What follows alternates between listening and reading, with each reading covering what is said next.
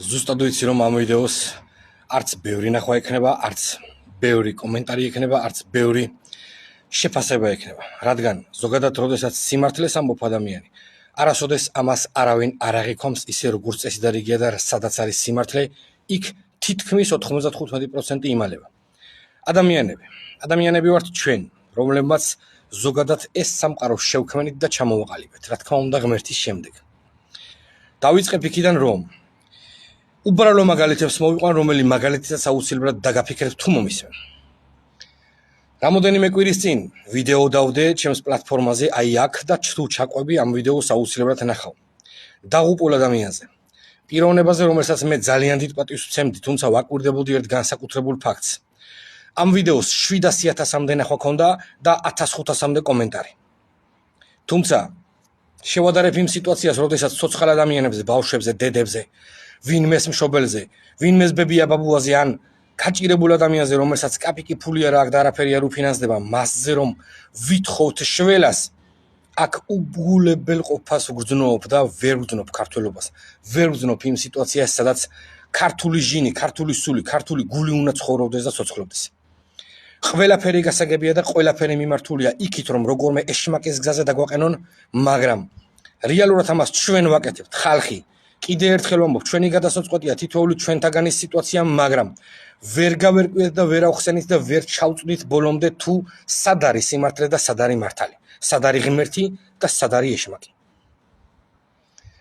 ადამიანებზე, რომლებზეც მე ვლაპარაკობ და ჩემნაირად ძალიან ბევრი საუბრობს, სრულიად უანგაროდ მინდა რომ დავეხმარო, როდესაც ოპერაციას ვერ იკეთებს და არ უფინანსდება, როდესაც ჭკვიანი წამალი ჭირდება და ძალიან ძვირი ღირს. ოპერაციები სხვადასხვა მიმართულებით შეიძლება დაფინანსებული იყოს 90%, მაგრამ იმის იქით ოჯახს თანხა არ აქვს. რატომ არის დღეს ჩემს ქვეყანაში ესეთი სიტუაცია შექმნილი, რომ მკვდარი ბევრად უფრო დაფასებულია ვიდრე ცოცხალი ადამიანი. ადამიანი, რომელზეც პატრიარქმა ჩვენ ანდერძად დაგვიტოვა, რომ ყველაზე დიდი სასწაულია სამყაროში. დაგავიწყდათ? რატო დაგავიწყდათ? ამიხსენით და გამარკვიეთ.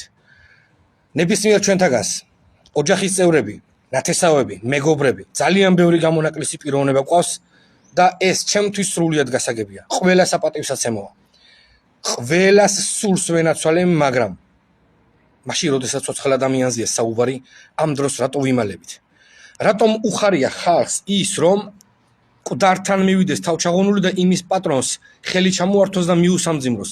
რატო არ გიხარიათ ის, რომ ცოცხალ პიროვნებას მიეხმაროთ, თუნდაც ერთი ლარით, მაშინ როდესაც თავისი რაღაცა ელემენტარული ცხოვრებისეული გაჭირება როგორმე აღმოფხრას ან მინიმუმ სიცოცხლე რამდენიმე წლით გაუხანგრძლივდეს, მაგრამ უსამართლოები ვართ. მღვდლებო, იცი რატომ ვერ გეგუებათ და ვერ გიტანთ ხალხი? მე გეტყვით. ბავშვი როა მოსანათლი, აი იქა ჯიპით რომ მიხვალ და მე ამ ნათლობაში საფასურს რო აიღებ, ხალხს არ ეყარები. დამერწმუნო, შეიძლება ჩემი დასარიგებელი არ ახარ, მაგრამ მე ვთვლი რომ ესეა.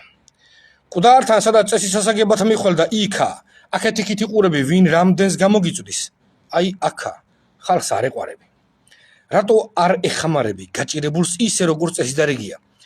გასაგებია რომ ამ ყველაფერს შესაძლებელია ჩუმად აკეთებდე, მაგრამ რატო არ მოუწოდებ ხალხს რომ გაჭირებულ პიროვნებებს დაეხმაროს? ყველა მღვდელზე მაქვს საუბარი. გავაგრძელებ. ადამიანი, რომლის ერთი ვიდეო მიდევს 800 ლარს ითხოვს თავისი შვილის გადარჩენისთვის, რომელიც შვილსაც 3 წლისაა და ნახევარი გული არ აქვს.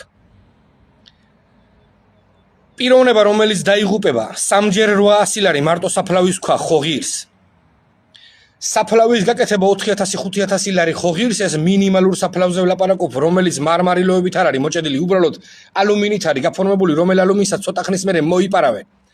რატომ გიხარიათ ყვავილებით თავჩაღუნული მისვლა პიროვნებებთან ოჯახში, სადაც იმ ყვავილებს მერე მოიპარავენ და სხვა მკვდართან მიიტანენ? რატომ? ვერ ვიპოვე პასუხი.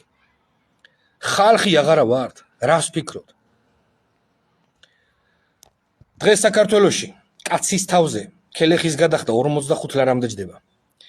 წარმოიდგინეთ, რამდენი ლარია 500 კაციანი ქელეხი.